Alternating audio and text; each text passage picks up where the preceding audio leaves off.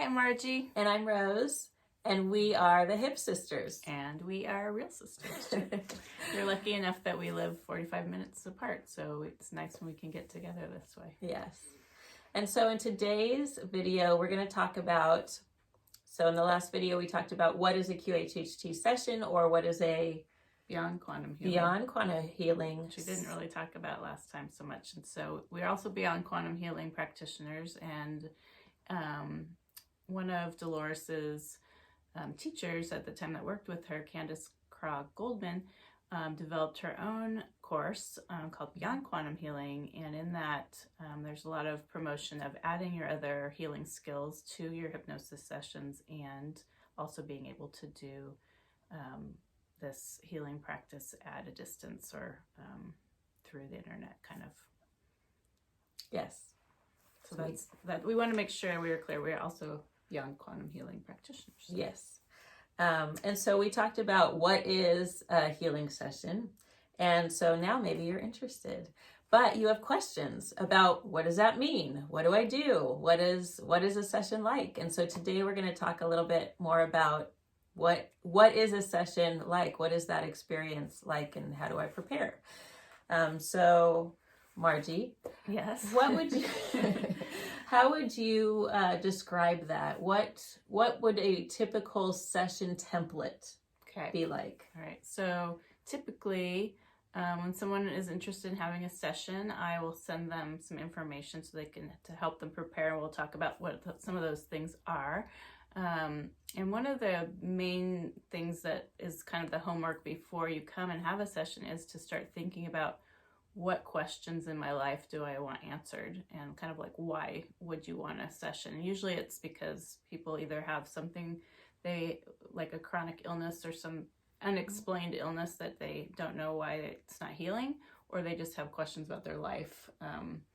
Like, why is this relationship not working out? Or why do I have a problem with this person? That kind of thing. Sometimes they have decisions that are coming up that they would like some clarity around. Right, so to write those questions down so that they can bring them to the session with them. Mm-hmm. And then it's the day of the session, and they've arrived and they've sent me their questions, so I kind of have a sense of them.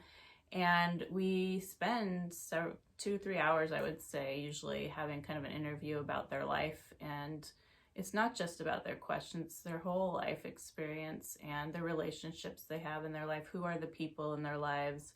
We're trying to get a really big overview of who they are, and other questions will come up and we're like, oh, well, we should ask about that, and so we'll really flesh out all the questions that we want to include in the session to get clarity on that affect their whole life. So it's really can be very thorough. And people, I think, are often surprised by how in-depth we get with the questions. Now, if somebody was a little concerned about putting that much time into a session, which can last from end to end more like 4 to 5, even 5.5 hours, mm-hmm. and not everybody has that kind of time to invest, is it possible to have the session a little shorter? Well, if you had one question, like you really had one question that you wanted to ask, I would say possibly, you could have certainly we practice on each other and do shorter sessions. Right. We don't usually spend that much time, but we're usually asking about one thing. Mm-hmm. And we already have a rapport built. So right. A lot of that kind of initial time is so you trust the practitioner. You don't mm-hmm. want to just kind of come in and, get on the table and, you might not be comfortable. You might want to feel like I could trust this person with asking me personal questions. Mm-hmm. They're not always really personal questions, but right. If you had some, you want to feel like you could answer them and be relaxed enough to trust the process. So a lot of that time is establishing rapport mm-hmm. and trust with the practitioner and the client relationship. And it is up to the person how much they want to open up, how much they want to share, but I believe that the more you are willing to open up, it's just a sign that you are also willing to be open in session once the session begins, that you're already in that space sure. of trusting and comfortable and willing to allow the session to flow in the best way. I just thought of something too that I think is really important is sometimes I've had clients mention like just the talking part is very healing. Like a lot of times they haven't talked about some of these things in their life for many years or to anyone. And so sometimes just having time that you can talk just about yourself for a couple hours, like when do you get that, in your life? We're a undistracted audience. There's a better way of saying that, but supportive, non-judgmental, right. just a soundboard to support you. Yeah, and oftentimes things come up with that process of us kind of finding out about your life is that things that you hadn't really thought about before will go, oh, that could be related to my questions, and I hadn't thought about that. So a lot of time new insights and your own kind of self-analysis and just kind of to really get a rounded picture of what are we asking today, and then we want to form an intention out of those, out of all of that discussion. This is very key. And so the intention that you set for the session of what, really, what do you really want kind of to come out of this as for your life, is going to kind of shape and inform the your subconscious of what lifetimes do we want to bring through to illustrate those points to that person. So it's really going to inform what shows up. And so Margie and I have played with this a little bit. Since we have access to each other as QHHT practitioners, and we have been a little creative with kind of discovering what's possible. So I've played with intentions. For example, once we had initial sessions to get some of those initial questions answered, being more playful with it and intending to go to a time when I was a non-physical being, or I had more understanding and knowledge about manifesting, and just being open to see what happens. And I will say it's always been a surprise, but it's always been a match for that intention. And so as we talk about how to prepare, let's talk a little bit about expectations. One thing that I think is really powerful and helpful for the client is to come in with an open mind. Maybe you've watched some sessions on YouTube, which is a good idea. It can help you have an expectation or what you can expect. Yes, as long as you come in to the session completely open to whatever it is for you, because if you do watch some sessions on YouTube, you'll notice that they're all different. Everybody's experience is different. Everyone's stories that come out of those YouTube sessions are different. They're all experiencing different things, and so will you. So I've had, I don't know how many sessions I've had now, but they've all been different. Some of them, I had a lot of feelings come up. Some of them were just really interesting. Some of them, I really was in a state of wonder about what I was seeing and the messages that were coming through. And so even, a client can have many different types of experiences in a session. So having an open mind and releasing expectations, I think, is one of the really helpful things to bring with you into a session. Yes, and we're there as your guides, so we're there to help you be comfortable getting the information. So a lot of, once we've gone through the interview process, we'll usually take a restroom break so that you're nice and comfortable before you lay down. I have a table, Rosie has a bed, depending on what your situation is for your practitioner.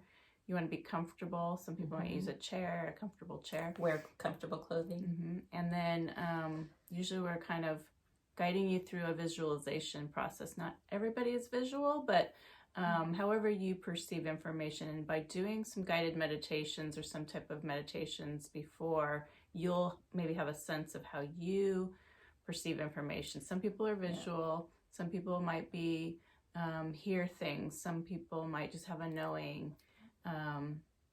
There's lots of ways to receive information. So we're there to kind of be your guides to help you interpret what you're getting so that you can bring the information through as it's coming to you. And then we spend, usually it's about 2 hours under the hypnosis part. The first half is with the past lives, and the second half is with your subconscious and asking your questions. Sometimes the past lives address your questions in an obvious way, and sometimes it's not so obvious. So we're always clarifying with your subconscious, like, why did you show that lifetime to this person, and what does that mean? And then, asking your other questions too. It's usually sessions are generally recorded. That's the general recommendation. That way the client can listen later, because you're not going to remember all of that information, and every time you listen to it, it'll bring more healing and more clarity to the client. So highly recommended that you listen to your session several times, and some people even just put it on as they're going to bed and really integrate that information and help you make whatever changes or kind of new perspectives or whatever it is that came out of your session that's going to help you with whatever it is you intended. Yes. What else can you think about? Anything else about that? That's kind of like what the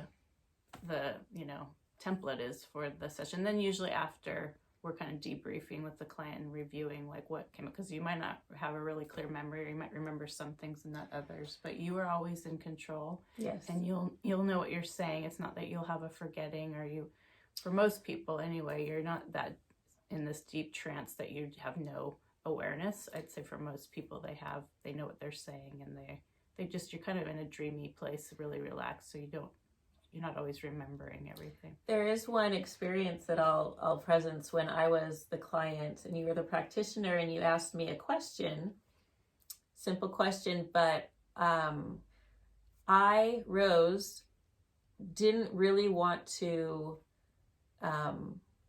tell you. Right? Sure. Yeah. And but I had the state of, I had the presence of mind, even deeply under hypnosis, to say something like, Rose understands and gets the answer. I didn't want to put it on a recording or say it out loud, and so I didn't. So again, just like you said, the client is always in control. Yes. And so it's not like you're giving us your mind for a while. No, you're not going to tell us anything you don't want us to know. No. And you still have the presence of mind to think of examples. Yeah. And one other thing I did want to presence is listening to that recording afterwards. You will likely remember everything on the recording when you hear it. Yeah. So you may not remember immediately, but so that's why it's good to listen to the recording, because then you remember, but you might not just remember after the session, because oftentimes it feels like the session goes by in, people will say 15 minutes, 30 minutes, when it's actually been 2 hours. And so you do tend to forget. Also, one thing that I think is really a kind of a fun thing that we learned through our classes is that there's this 3-day window where after you have your session, it's kind of opening a window to your expansive self and all that you know from all of your lifetimes. And so you've tapped into that, and there's a window that's still open for about 3 days where you can continue tapping into that, and maybe even getting more information. Sometimes you're even letting in a bit more. There have been positive side effects from these sessions where you remain more open to your higher self, to the spirit realm, to where you have easier access. Yeah, you might go, oh, this is how this works. Oh, that now you just are more comfortable with it, or you kind of have a remembering of maybe. Right, of how to access more information. So without making this video too long, yeah. we hope this gives you a sense of what to expect in a session, and we're gonna, in a future video, talk about how to more deeply prepare with meditation and that kind of thing. Ask questions. We'll put we'll update our contact information, and if anyone has questions or comments, please leave Reach them out. for us. We'd love to hear from you. Thank you.